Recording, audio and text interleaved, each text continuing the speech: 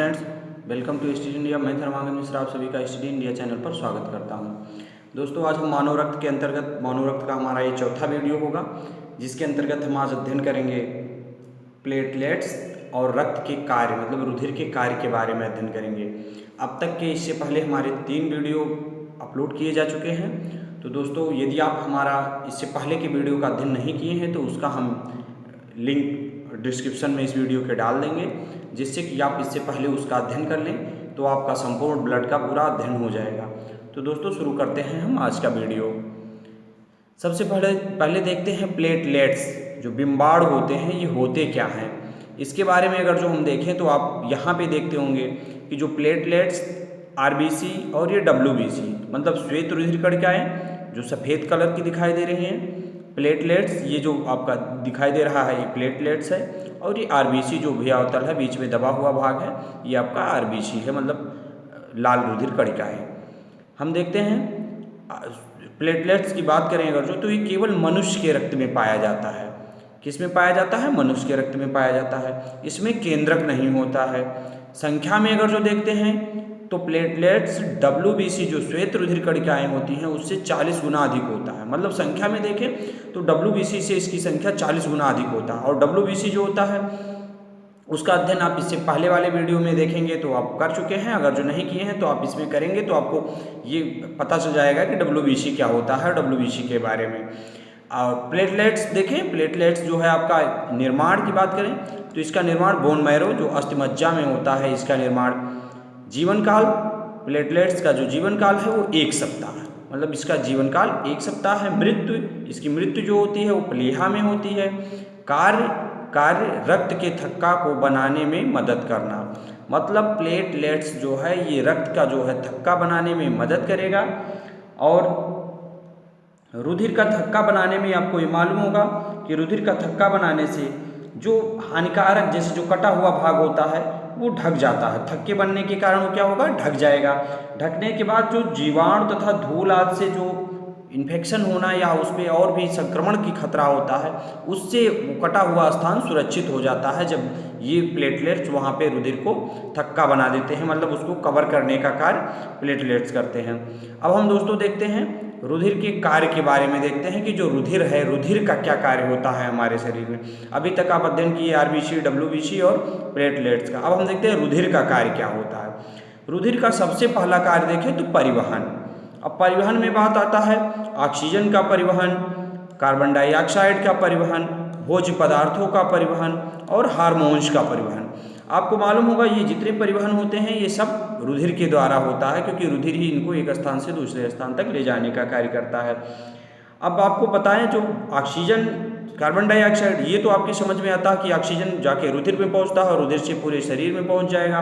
फिर पूरे शरीर से जो कार्बन डाइऑक्साइड मतलब कोशिकाएं जो होती हैं, समस्त शरीर की समस्त कोशिकाएं होती हैं, उससे कार्बन डाइऑक्साइड आता है, फिर वहाँ से कार्बन डाइऑक्साइड बाहर निकाला।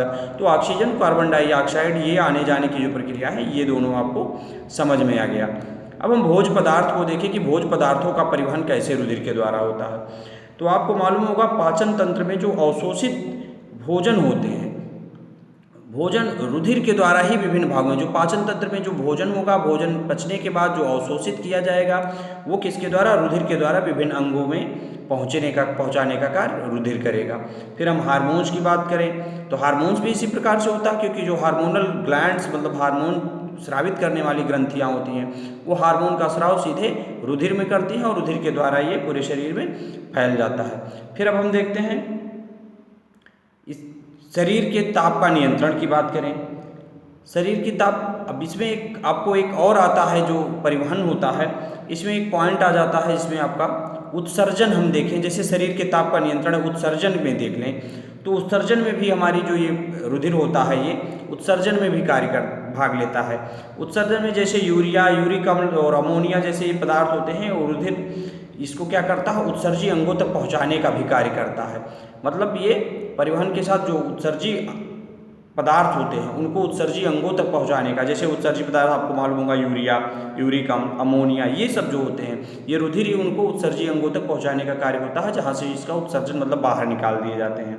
अब शरीर के ताप का नियंत्रण की बात करें कि शरीर के ताप का नियंत्रण कैसे होता है, तो आपको मालूम होगा कि जो उच्च कोटि के जीव जैसे स्तनधारी में मनुष्य, बंदर, गाय ये सब होते हैं, ये नियत तापी होते हैं। अर्थात जो इनका शरीर है, इनके शरीर हर मौसम में एक समान होता है। तो ये जो ताप नियंत्रण करने का कार्य होता है, ये क्या करता है, ये रुधिर ही करता है, क्योंकि ये रुधिर जो है इसके द्वारा ही ताप नियंत्रण का कार्य किया जाता है। अब रक्त स्राव को रोकना, आपको मालूम है कि रक्त स्राव को रोकने के लिए जो प्लेटलेट्स होता है, प्लेटलेट्स जाएगा वहाँ पे कटे हुए स्थान पे जाके थक्का बना देगा, जिससे रुधिर स्राव जो होता है वो रुक जाता है। शरीर की सफाई, शरीर की सफाई में कैसे रुधिर का क्या रोल है, तो शरीर की सफाई में देखें तो WBC जो होता है, शरीर में मृत कोशिकाएं जो मर जाते हैं कोशिकाएं, उनके जो मलबे होते हैं, उन मलबों का मतलब जो बचे हुए पदार्थ होते हैं मरने के बाद, उनका वो जाके भक्षण करेगा और उसको एकत्र होने से बचाने का कार्य जो होता है वो WBC करता है, जो कि आप भी पढ़े हुए हैं लास्ट में। इससे पहले वाली वीडियो में आप अध्ययन किए हैं, तो उसको आपको मालूम होगा कि WBC में जो 2 कण होते हैं वो भक्षण करने का कार्य, हानिकारक पदार्थ होते हैं या मलबे जो होते हैं मृत कोशिकाओं का, उसको भक्षण करने का कार्य करते हैं। तो दोस्तों इस प्रकार से आज ये हमारा मानव रक्त का चौथा वीडियो था। इस प्रकार ये मानव रक्त का पूरा हम लोग कंप्लीट 4 वीडियो के अंतर्गत पूरा कंप्लीट अध्ययन किए आप। तो हमें उम्मीद है कि आपको ये वीडियो काफ़ी पसंद आया होगा। दोस्तों यदि आपको ये वीडियो अच्छा लगता है तो अपने मित्रों को भी शेयर करें, और यदि आप हमारे चैनल पर अभी नए हैं तो आप सब्सक्राइब भी करें, और कमेंट सेक्शन में आप ज़रूर बताएं कि आपको ये वीडियो कैसा लगता है। थैंक्स।